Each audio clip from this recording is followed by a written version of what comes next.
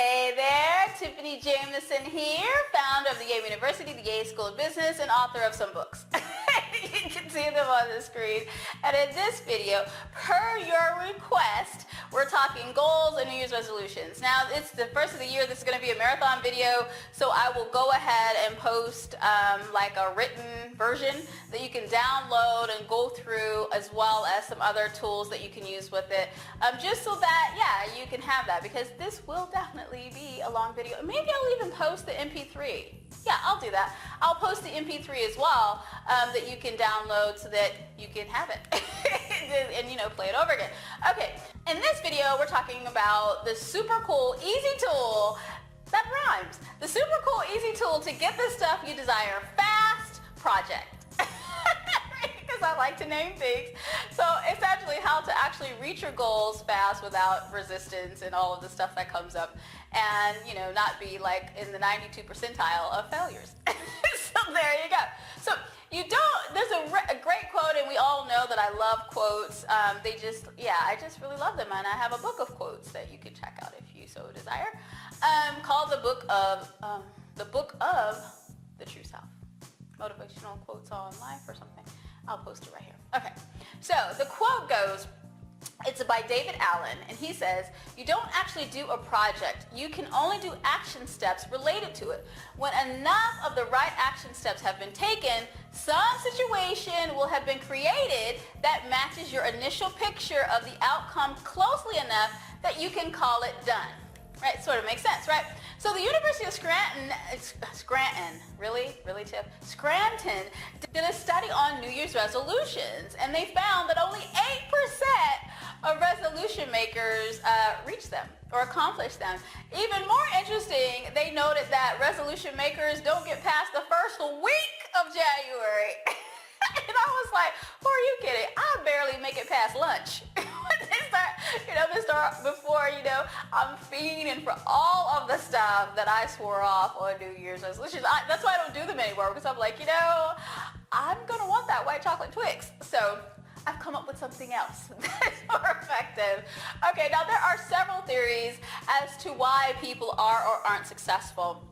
And if you've been in my community for any length of time, you know my personal position on positive thinking and affirmations and the big why and, the success mindset and all of that gobbledygook. I call it the self-help trifecta because that's the stuff that people peddle, and yeah, people are still failing. So something's wrong with the system.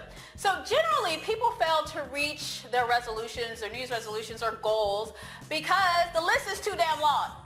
Right? It's like a long-ass list, or the list is too vague, right? It doesn't create that juju, that good, yummy, juicy juju to keep you going, or it's really not what they want. It's like a should resolution, and shoulds always come from judgment, and it's hard as hell to create from judgment, anything that you desire, because you're judging it the whole way, right? And what you judge creates a separation between you and the thing that you judge. It's hard to judge something as bad and get it, right? Because you judge it as bad. It's hard to judge something as good and get it, because now you've elevated it to above who you are. So now you're in a position of undeservingness. If you want to know more about judgment, feel free to get a copy of the audiobook or the actual book, or watch one of my videos, because I talk a lot about that, okay? And that's not what this video is about. So the should resolutions, right? Those are the ones we think we should. Well, I should want this, so I can better provide for my family. I should want this because I'm overweight, so I should want to be healthy. My doctor tells me stop being a fat ass. All of these things, you need to be healthy. I should want this. Yeah, but shoulds never made anybody go, okay, let me get up and handle it. It doesn't work that way. In fact, you just create like this resentment and this hatred of yourself because you're constantly in judgment of yourself, and that never, ever, ever works. Right? These should resolutions also keep you stuck in your present circumstances, because you're going to create the same thing over again. It's like Groundhog's Day. When you're creating from where you are right now, which is the should, then you can't get to where you actually want to be, right? Same energy creates the same result. So if you want to create something new, then you have to create from a new energy, right? And Mark Cain says this so insightfully, and I just stumbled upon this, and I was like, hell yeah. He says, the first step towards success is taken when you refuse to be a captive of the environment in which you find yourself. So actually, don't create from this energy. Don't create from a should. Create from, I want that over there. Right? And don't even, and even when you're creating, don't write your goals or create your goals from, I want it because I want to help my family. It could be you want it just because you freaking want it. I want like $1 million because I just want to roll around butt naked in $1 million. And just be okay with it. When you can be okay with what is true for you without judging it, then you'll get it. Everything in my life, when I would try to justify it and reason and rationalize, it would take forever. But when I finally was like, I just want it because I choose it. Damn it, that's just what I want. It's like magic. It just shows up, right? Because now I'm in alignment and I can take action based upon that, right? Now, I don't subscribe to the ideal of goals necessarily, and those of you who are in the community know that. But in order to get stuff, like you need to be headed in some kind of direction, right? You need a target.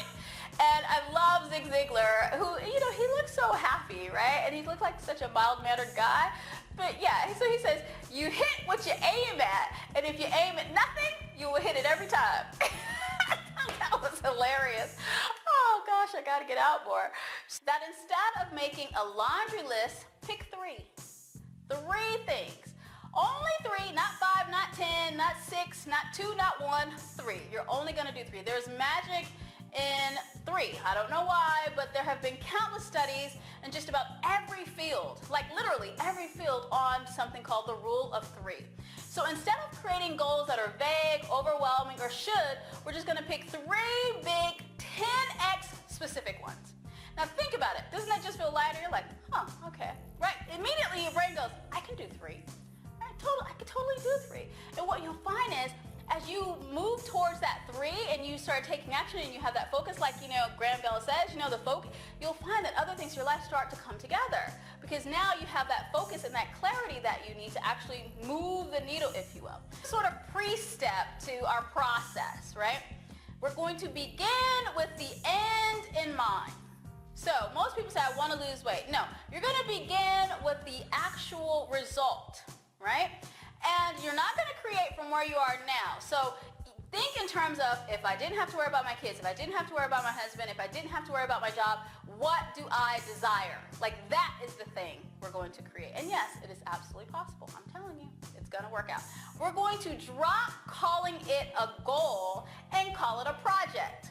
Because, like David Allen says, it's a project. We don't actually create projects. We just sort of do these action steps and then we go, oh, it's done. So we want to call it a project instead of a goal. Goal somehow seems like we're never going to get there. It doesn't have that energy of, come on, next to it. But a project? You think, I complete projects at work? Certainly I can complete a project at home, yeah? Okay, so we are no longer goal setting. We are project planning. Doesn't that already feel lighter? Okay, so now you have to name the project. This is still part of step 1. We have to name it. Operation Mini Oprah. Code name, love of my life, right? You have to call it something cool that makes you smile, that gives you butterflies, that gets that juju, that good yummy juju flowing, that makes you feel alive and magical. For example, if you're losing weight, it could be like Operation Red Dress. Or Operation Make Them Weep at the Family Reunion. Right? So or Operation Too Hot, or the Too Hot to Trot Project, or Fifth the Towel Group, something like that. Something that makes you smile, right? You need to give it a code name super practice, right? If you're a solo practitioner, because I serve solo practitioners. So what specifically is Operation Too Hot? Now see, notice how we work from the back going forward. We didn't stop with lose 5 pounds, then get the red dress. No, we picked the red dress. Now we're going to back our way into it. So what specifically is that? What exactly is Operation Super Practice? Or Operation Too Hot, or Operation Red Dress, or Operation Make 'em Weak, or the, I call it Epic Hotness. The Hotness Project, whatever it is, Operation, Tiffany Trump, whatever it is for you. What is that? What specifically is that? Remember, this is only 3, and you need to pick 3 projects, right? So it could be like, you can work on your health, you can work on your finances, you can work on your relationship, whatever feels true for you, right? Because this will work for anything. So you're describing that feeling. Now, of your projects in hand or in mind, I want you to describe it with like as much clarity as possible. Like, for example, I walk into a room at the reunion in June 2nd, 2015, whenever your class reunion or your family, whatever it is, and they fall off the chair at how fabulous I look. I have on my red dress, my legs are toned, do you get the picture? Just thinking about that, when you speak in those terms, doesn't that give you like, yeah, I get a little swag, right? Now, of course, many people would never like to admit to themselves that they think about this stuff. Like they want to have an operation, make them fall to their knees, right? But there's no shame here. No shame, no judgment. And this is actually going to get you the stuff that you desire when you start being real with yourself about what you want, right? You want to create from your truth, no judgment. If it's Operation Mini Mogul, it could just be something like, I'm moving to my 5-bedroom house, I'm running around naked from room to room, I got my hardwood floors, I'm tap dancing on them and scratching them up, and I don't care because I bought this house myself. Do you see, like, just being specific about those things, it creates that energy for you. You need to tie it to an experience because that's how we learn as humans. We have to put it to something else. It's how children learn, right? So we're going back to that. We're going to that most primal part of ourselves, yeah? Okay, and of course that experience creates that energy to get us moving. So now that we have the name, we have what it means, now we want to say with specificity and clarity. Now you need to put some due dates. So if you're on Operation Incredible Hot Date, Operation Too Hot Project, whatever you've named it, give it an actual due date. Now in the law, we have this thing where like you have construction contracts or something, and for each part of the project, it's broken down, like, obviously, because you have different parts of building a house, let's say. And so for each part we break it down, and we pay a certain amount of money for that particular part, and then they complete another part, they get another sort of money, right? And yeah, so it's broken down in parts, right? It's more manageable that way, and it's a way to make sure that things get completed in a timely fashion, right? Okay, so using numbers, you're going to do the same thing for your project. You're going to have numbers because numbers are magical for the brain. It goes past that lizard brain and forces us to get into motion and sort of see things and like see the end. We always want to see, okay, there is relief at the end of this dark, dark tunnel.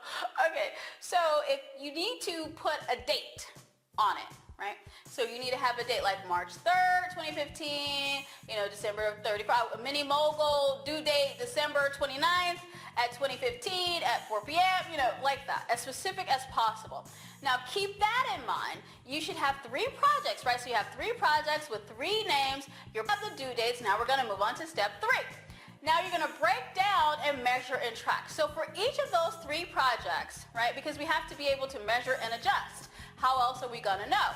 And it forces us to pay attention to the things that are important and not get so distracted by the things that aren't. Because, many millionaires and billionaires will tell you it's not because, they're any more special. It's because they're able to prioritize and only focus on what's at hand rather than all this Mickey Mouse nonsense that seems important but really actually isn't that important in the grand scheme of things, right? Each of your project's names and dates and what it represents and all of that stuff in place, for each of those things, you're going to break it down into months.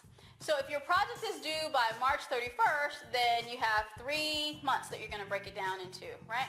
And then you're going to break that down, and I'm talking 3 measurable, specific outcomes that stretch you. It can't be like a pound a week. That's not going to excite you, and that's not going to stretch you. You really have to stretch yourself because that's a part of being a leader. That's a part of having a project, right? The guy, he goes and he looks at that ground, and there's just dirt there. Anything could happen. But he's like, I'm going to build a house right there. Same thing, right? And then as you break it down into 3 measurable outcomes, specific for months, then you're going to do weeks, right? 3 specific outcomes for each week. And then you're going to break that down even further, 3 specific outcomes per day, right? So that every day you're only doing 3 things. And you're also going to pick a day out of that week where you sort of reflect and course correct and adjust and, how's this working? And you're going to chart them. Now, I created an epic yay roadmap, but you can call it whatever you want. And I created it, so don't, I'm no graphic artist, okay? So it's just me, creating something, it's playful, but it gets the job done. And there are actual milestones or for the month. You have 3 milestones per month, 3 milestones per week, 3 milestones per day, and you check those bad boys off. Now, I only did it for a month, and I left the month blank so that you can print out as many as you need to, and you can also do it for a week, or you can just use a blank sheet of paper. You can use a journal, but you have to write. I just wanted to tell you why it's so very important that you write things down, right? Because according to a study conducted by David Cole, Professor Emeritus at Virginia Tech, 80% of Americans say they don't have goals. Another 16% do have goals, but they don't write them down. Less than 4% write down their goals, and less than 1% review them regularly. The small percentage, the 1% of Americans, they earn 9 times more over the course of their lifetimes than those who don't set goals. So that's why you want to write them down. You want to be in that top 1% of people that actually accomplish the goals. Write it down. It's important to write it down because we're hitting all of those senses. We got the energy juju, we need the visual reminder, all of these things. We want to make sure we're hitting on all cylinders here to get all this yummy goodness, okay? Remember, you have 3 projects, names, specificity. You're going to break those things down into months, those things down into weeks, and those things down into days. Right? And you can totally do that, right? Remember, it's only 3. Okay, now, so, yeah, this was a really long video, but I wanted to make sure that, yeah, we hit all those things and we have, maybe a new approach to how to actually get the stuff you want and less of the stuff you don't. So there you have it. And again, since this video is so long, I will post the words like right below this video, okay? So you can just, skim through it.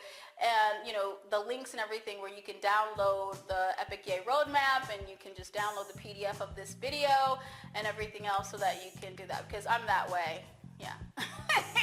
All right. I would love to hear from you. What are your big 3 projects? What are your big 3 words? Go ahead and post them below this video or over on our Facebook page or on wherever you found this video.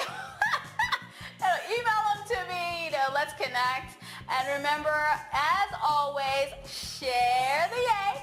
This is Tiffany Jamison, and I will see you on the next video. Bye.